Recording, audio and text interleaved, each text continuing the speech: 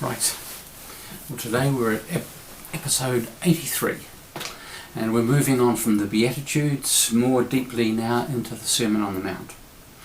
And in Matthew chapter 5 verse 13 we read these words: "You are the salt of the earth, but if salt has lost its taste, how can its saltiness be restored? It's no longer good for anything, but is thrown out and trampled underfoot." Well, you are the salt of the earth. Not I am the salt of the earth, but you. That's us. That's we. You and me. We are the salt of the earth. I can't hide behind Jesus and expect him to do the heavy lifting because he's delegated a task for me. Now, in the times of Jesus, pure salt was very expensive and it was rare. Salt was often part of other minerals that came together, but that was valuable. And we need to recognize that in the time of Jesus, that salt, particularly pure salt, was highly valued. It was expensive. It's not something that they would shovel out by the truckload onto roads because it was icy. Not that they had that, but I hope you hear what I'm trying to say. There's a sense of real value to salt in Jesus' time. And that Jesus has delegated to me and to all the other me's out there that we are to be in the world as he was in the world.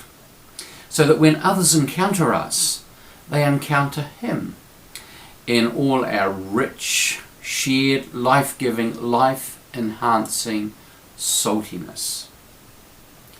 Now, this means that we are an additive, and a little bit of salt goes a long way. I've never seen anybody sit down and shovel salt down their gullets. They don't sit down in front of a bowl and just down you go with it. The only time that I ever have salt on its own is when I get cramp. You know, you're lying in bed and something in your leg and you just can't. You've got to get up and stand, and I head down to the kitchen, a little bit of salt and a glass of water, stir it up, and it's very unpleasant, but it's what works for me. Salt, just a little bit, goes a long way. And it seems to me that we're invited to be a kingdom of heaven kind of additive to the world, giving it a taste of what the world could be like, a world that is richer, a world that is fuller. We use salt, and I'm sure they did in the time of Jesus, as a condiment. It's actually, without it, much food is actually quite bland. But add a little bit of salt and it enhances all the other flavours. It brings out the best in the whole. And so that when we are having salt, when we have it with something, it just adds a richness, and it just draws the best out of the whole. It adds zing and it adds zest. Is that us? Are we known for being those that give zing and zest? Are we known for what we give, or are we known for what we want to take away? Are we the ones who add joy, the ones who add meaning, who add value to the lives of others, the ones that help others to make their lives worth living? Or are we known to be the ones who seem to want to make the lives of others miserable, joyless, loveless, wanting to impose a whole set of arbitrary rules because we might be concerned that God might get mad at us? In Jesus' time, as I said, salt was a preservative. It was used for the curing of meats. It had a particular tray in which it draws moisture, including bacteria, from that to which it's applied. So salt would be rubbed in and it would draw out the moisture, but it would also draw out the attendant bacteria. What about us? Do we draw out the moisture, the wetness that allows the bacteria to breed? Or are we the wet ones? even antiseptic wet ones which leave an unpleasant taste.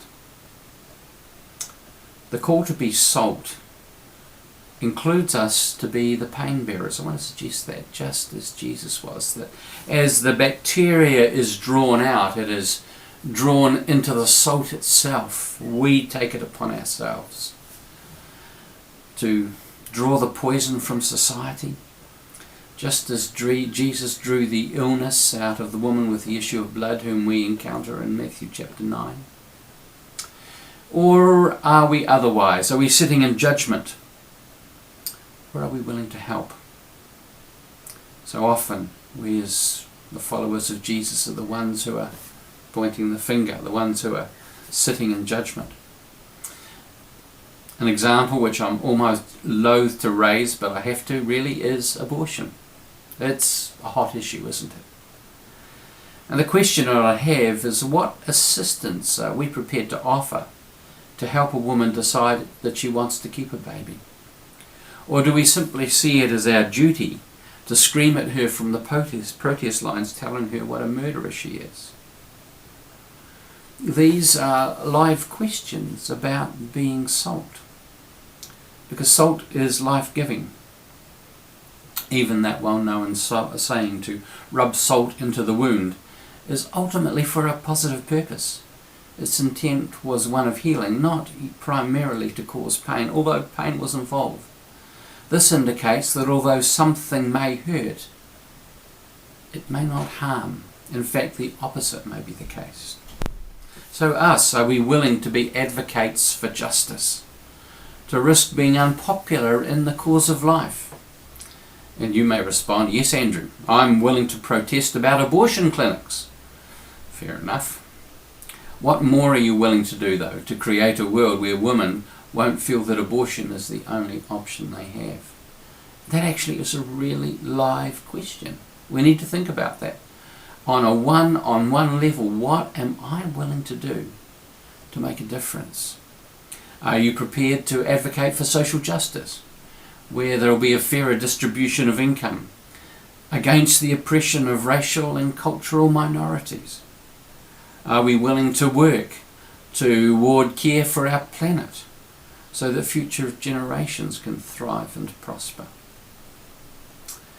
And I'm not just talking about protesting about what's wrong. We can all see what's wrong, and we can all join the protest movements and have our banners and make lots of noise through megaphones and chanting. We can all see what's wrong. There needs to be more. One of the early contestants for the Democrat primary in the United States with Elizabeth Warren, highly intellectual, very smart lady. And what became a standing joke while she was very much in the running for the key role of Democrat nomination for president was that she would state what's wrong, and they'd say, so what are you going to do? And her response was, I have a plan for that. I have a plan for that. So the question is, it's not just about, as being salt, are we prepared to identify what's wrong? But what's the plan? What plan do we have? Do we have a plan for that? My first boss, when I went to work for the Ministry of Works all those years ago,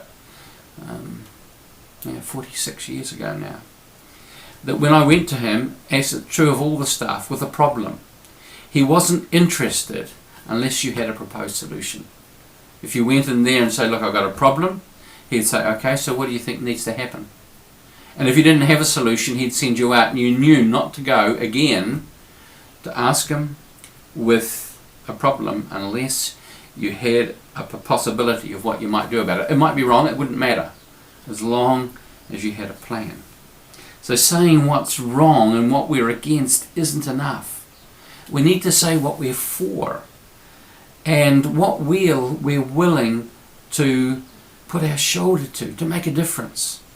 That if we're really sure and we're really against something that's wrong, what are we prepared to do that will give life to make sure that wholeness and restoration and zing and zest can be restored? Ultimately, will be experienced as those who stand in the mission of Jesus, that kingdom of heaven kind of mission, that he came that all might have life and have it in all its fullness. That's the call to each of us. That's part of what it means to be the salt in the world, to see where we can make a positive difference, to draw people away from negative courses of action into positive ones, to draw them out of death into life, from out of despair into hope, out of darkness into light. That's part of what me being the salt is all about. The alternative, it's all right. The alternative is that we're used to fill potholes in the road, because that's what Jesus is saying. Salt that's lost its saltiness is good for nothing else. Imagine then what the world might look like if the Christian church committed itself to being that kind of positive, life-enhancing, life-giving salt. If you did. If I did. Ooh, it's a challenge for me. What a difference might it make if we are willing to lend our shoulders to the wheel of saltiness, of making a positive difference, of having a plan, not just knowing what we're against, but what we're for and what difference we're willing to put our energy into making. Yeah. God bless you.